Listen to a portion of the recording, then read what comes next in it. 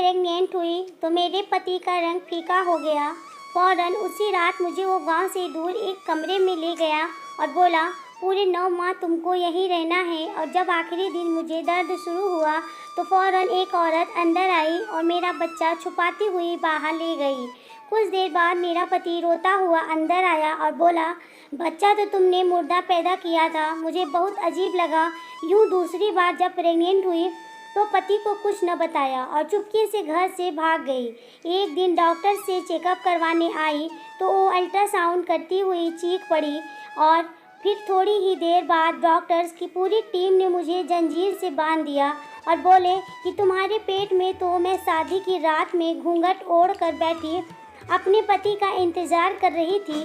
तभी दरवाज़ा खुला और मेरा पति कमरे में आया। उसकी कदम मेरी तरफ बढ़ रही थी, तभी वो आकर रुक गया। मैं सोच रही थी कि वो मुझसे कोई बातचीत करेगा, मगर वो कुछ न बोला। मुझे बड़ा अजीब सा महसूस हुआ। तब मैंने अपना घूंघट खुद ही उठा कर देखी, लेकिन मुझे हैरत का झटका तब लगा जब मैंने कमरे को खाली पाया। मेरा दिल एकदम से धड़कने लगा। मैं डरी नज़रों से यहाँ वहाँ देखती रही। तभी कमरे का दरवाज़ा दोबारा खुला और मेरा पति कमरे में आ गया। उसकी नज़र जैसे ही मुझ पर पड़ी, जल्दी से मेरे पास आया और बोला, क्या बात है रागिनी, तुम इतनी घबराई हुई क्यों लग रही हो? मैं बोली, थोड़ी देर पहले ही कमरे में कोई आया था। जैसे ही मैंने घूंघट उठाकर देखा तो कमरा खाली था। सचिन बड़ा परेशान हो गया था। कुछ देर तो कुछ बोला ही नहीं, फिर हंसने लगा और बोला, रागिनी, पहले भी कमरे में मैं ही आया था। तुम्हारे पास बैठते ही याद आया कि मुंह दिखाई का गिफ्ट बाहर ही भूल गया हूँ, इसीलिए जल्दी से बाहर गया ताकि ला सकूँ। सचिन ने अंगूठी की तरफ इशारा किया। अब मैं शांत हो गई थी। सचिन ने अंगूठी मेरी उंगली में पहनाई और बोला, रागिनी, आज तुम बहुत प्यारी लग रही हो। मैं मुस्कुरा दी। तभी सचिन उठकर वॉशरूम चला गया। जब वो वापस लौट कर आया तो बोला, रागिनी, मैं थका हुआ हूँ, सोना चाहता हूँ। तुम भी यह भारी लहंगा बदल कर आराम कर लो। मैंने सर हिला दिया। सुबह हुई तो मैंने बाहर निकलकर घर का आनंद ले रही थी। मेरी और सचिन की अरेंज मैरिज हुई थी। हम दोनों एक दूसरे को नहीं जानते थे और ना ही हमारा आपस में कोई रिश्ता था। मम्मी ने बस मुझे इतना कहा था कि रागिनी, तुम बहुत खुश नसीब हो जिसे सचिन जैसा अच्छा हम सफ़र मिला है, जो बहुत अच्छा इंसान है। फिर सबसे बड़ी बात यह है कि उसके आगे पीछे भी कोई नहीं है। माता पिता दुनिया से जा चुके हैं, बहन भाई कोई नहीं था। वो अकेला ही हर चीज़ का मालिक है। तब मैं बोली, मम्मी, मेरे पति का कोई रिश्तेदार नहीं है। कल को कोई बात हो गई तो उसे कौन समझाएगा? मम्मी मुस्कुराने लगी और बोली, बेटी, यही तो सारी बात है। रिश्तेदार नहीं है तो फिर वो किसके कहने में आकर तुमसे लड़ाई झगड़ा करेगा? बल्कि पूरी दुनिया में उसका तुमसे एक रिश्ता होगा, वो तुम पे जान देगा। बस बेटी, तुम अपने पति की बात मानती रहोगी तो भगवान के कर्म से कुछ भी गलत नहीं होगा। मुझे मम्मी की बात समझ में आ गई थी, इसीलिए मैंने सचिन के रिश्ते के लिए हाँ कह दी थी और आज मैं उसकी बीवी बनी, उसके घर की मालकिन बन गई थी। मैं घर की एक चीज़ को बड़ी प्यार से छूकर देख रही थी। हमारा घर छोटा सा था मगर बहुत ही खूबसूरत था। हर चीज़ बहुत अच्छे से सजी हुई थी। चलते चलते मैं घर के पीछे चली गई थी, जहाँ एक छोटा सा कमरा था। मैंने सोचा कि इस कमरे में झांक कर देखूं कि वहाँ क्या पड़ा है। मैं जैसे ही कमरे में जाने लगी, अचानक किसी ने मेरा हाथ पकड़कर पीछे खींचा था। मेरा ऊपर का सांस ऊपर और नीचे का नीचे रह गया था। मैंने जल्दी से पीछे मुड़कर देखा तो सचिन खड़ा था, जिसके चेहरे पर गुस्सा ही गुस्सा था। सचिन बोला, रागिनी, तुम यहाँ क्या कर रही हो? मैं शर्मा कर बोली, अपना घर देख रही हूँ, हर चीज़ को महसूस कर रही हूँ। मुझे आपकी घर की मालकिन बनकर बहुत अच्छा लग रहा है। सचिन के चेहरे पर गुस्सा था। वो बोला, रागिनी, पूरा घर तुम्हारा है, बल्कि अब तो मैं भी तुम्हारा हूँ, मगर ये कमरा ना तो मेरा है और ना ही तुम्हारा है, इसलिए तुम इस कमरे से दूर रहना। मैं बोली, ये क्या बात हुई? घर आपका है तो फिर आपके घर में बना ये कमरा आपका क्यों नहीं है? सचिन बोला, ये मैंने कुछ साल पहले किसी और को रहने के लिए दिया था, उसका सामान इसमें पड़ा है, वो अभी तक लौट कर वापस नहीं आया।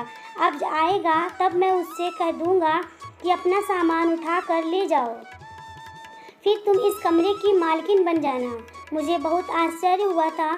मैं बोली, ऐसा भी कौन था जिसके लिए आपने ये कमरा अभी तक बंद करके रखा है?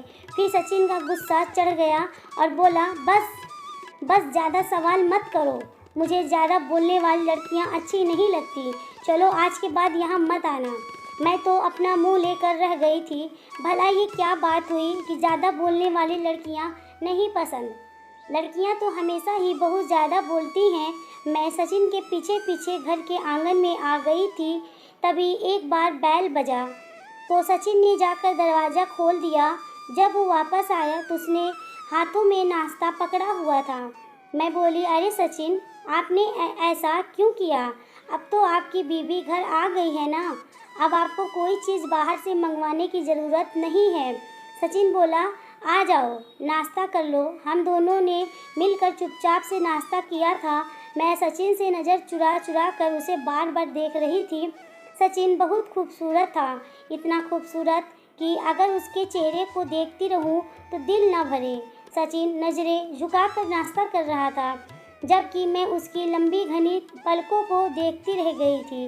तब सचिन बोला, रागिनी, मेरा चेहरा बाद में देख लेना, पहले नाश्ता कर लो। मैं तो एकदम से हड़बड़ा गई थी। मेरी चोरी जो पकड़ी गई थी, मुझे तो इस बात की हैरत थी कि सचिन को कैसे पता चल गया कि मैं उसे देख रही हूँ। नाश्ता करने के बाद सचिन सारे बर्तन उठाकर किचन में ले गया और धो रख भी आया था। मैं बहुत खुश थी। सचिन अच्छा इंसान था। मुझे उसकी कम बोलने वाली आदत से परेशानी थी। खैर, इसका हल मैंने ये सोचा था कि मैं धीरे धीरे उसे अपने रंग में ले आऊँगी। मैं सचिन के साथ बहुत खुश थी। कुछ ही माह बाद मैं प्रेग्नेंट हो गई थी। मैं बहुत खुश थी। मुझे लगा था कि जब ये खबर मैं सचिन को सुनाऊंगी तो वो भी बहुत खुश होगा। इसलिए शाम को जैसे ही वो घर आया, मैं जल्दी से उसके पास गई और बोली, सचिन, आप पिता बनने वाले हो। मेरी बात सुनकर सचिन का चेहरा लाल हो गया था। वो मुझे फटी फटी निगाहों से देख रहा था। फिर बोला, बधाई हो रागिनी, तुमने तो बहुत अच्छी खबर सुनाई है। जबकि मैं सचिन के चेहरे पर लिखी हुई रंग पढ़ ली थी कि उसे मेरी बात सुनकर बिल्कुल भी खुशी नहीं हुई थी। मुझे उससे इस तरह ठंडे रहने की भरोसा नहीं थी। मैं चुप करके अपने कमरे में चली गई। मेरी आंखों में आंसू बह रहे थे। थोड़ी देर बाद ही सचिन कमरे में आ गया। वो बोला, क्या बात है रागिनी, यूँ बच्चों की तरह क्यों रो रही हो? मैंने कहा, आपको बच्चे की खबर सुनकर खुशी नहीं हुई? इसलिए सचिन ने मेरे हाथ थाम लिए और प्यार से बोला, मुझे बहुत ज़्यादा खुशी हुई है, मगर आजकल मुझे कारखाना की तरफ से परेशानी है। मैं जिस ऑफिस में काम करता हूँ वो दिवाली की तरफ जा रहा है। बॉस ने आज ही ये खबर सुनाई है कि उन्हें कुछ वर्कर्स काम से कम करने पड़ेंगे, क्योंकि इस समय इतना तनख्वाह है वो अफोर्ड नहीं कर सकते। मुझे ये फिक्र है कि कहीं मेरी नौकरी भी ना चली जाए। मैंने सचिन के हाथ पर हाथ रख दिया। सचिन, आप फिक्र ना करें, आने वाला बच्चा अपने भाग के साथ आएगा। भगवान हर बात को जानता है। आप जानते हो ना कि भगवान से किया प्रार्थना पूरा होकर ही रहता है। मेरी बात सुनकर सचिन मुस्कुरा दिया था। उस दिन के बाद सचिन मेरा बहुत ज़्यादा ख्याल रखने लगे थे। मेरी लंबी चौड़ी बातें भी सुनकर गुस्सा नहीं होते थे। मैं किचन में खाना बना रही थी। सचिन सुबह काम पर गए हुए थे। तब मुझे एहसास हुआ कि सचिन वापस आ गए। मैं इतनी हैरान हुई और बोली, सचिन, आप इतनी जल्दी वापस कैसे आ गए? जैसे ही पीछे देखी, सचिन आया ही नहीं था। मुझे अपनी हालत पर बहुत हंसी आई। मैंने सोचा कि मेरे दिलो दिमाग में सचिन का प्यार इतना ज़्यादा है कि अब हर समय मेरे दिमाग में उन्हीं का ख्याल रहता है। शाम में जब वो वापस आए तो मैंने सबसे पहले उन्हें यही बात बताई थी। सचिन ने अजीब सी नज़रों से मेरी तरफ देखा। वो खुश बिल्कुल भी नहीं हुए थे। मैं खुद घबरा गई। कि उनको ऐसी मैंने क्या बात बोल दी। कहते हैं ना कि हर बात पति को बताने वाली भी नहीं होती।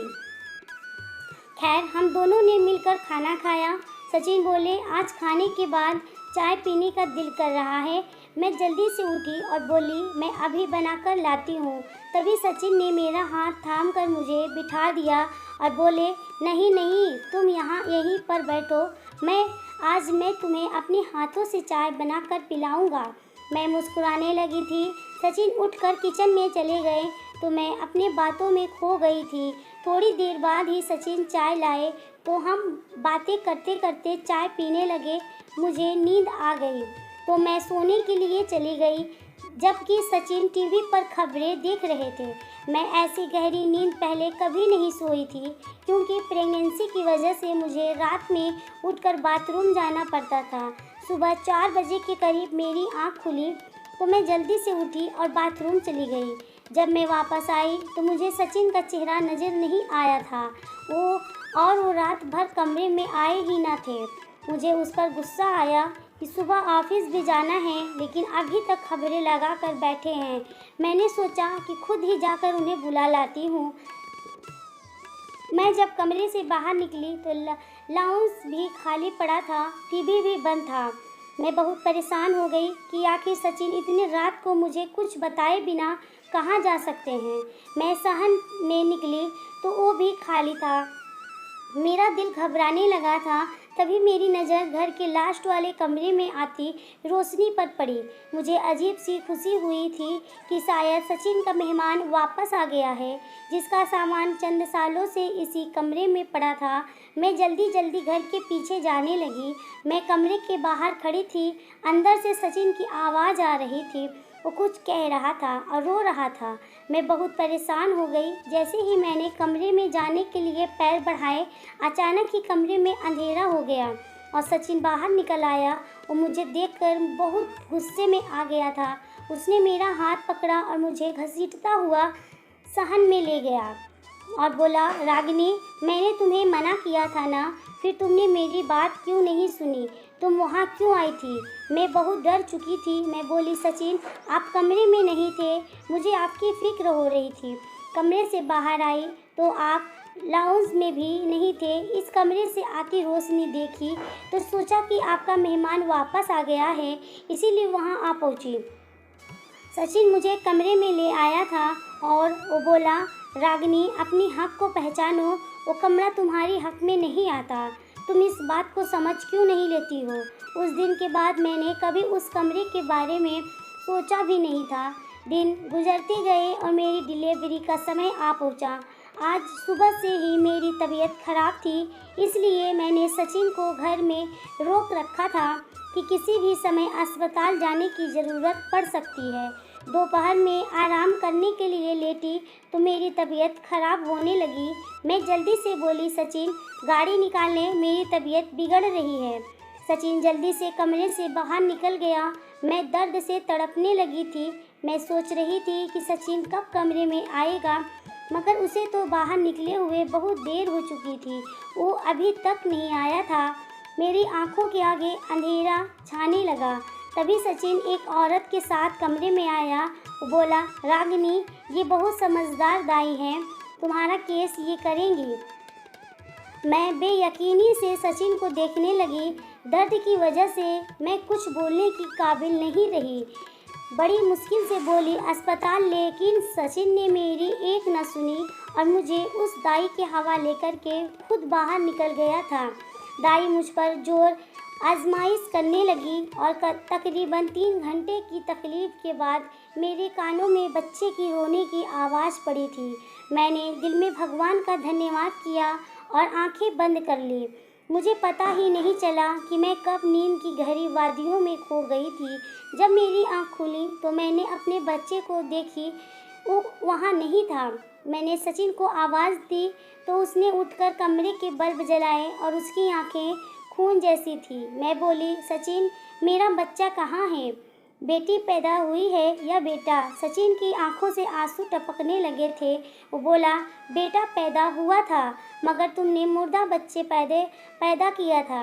मैंने बेयकीनी से सचिन की तरफ देखी और बोली, मैंने अपने बच्चे के रोने की आवाज़ अपनी कानों से सुनी थी। सचिन बोला, तुम तो बेहोश हो गई थी, नींद में सुनी होगी आवाज़। काश मैं भी तुम्हारी तरह इतनी सुकून और गहरी नींद सो सकता। मैं चीखने चिल्लाने लगी और बोली, सचिन मुझे मेरा बच्चा वापस ला दो, मेरा बच्चा कहाँ है।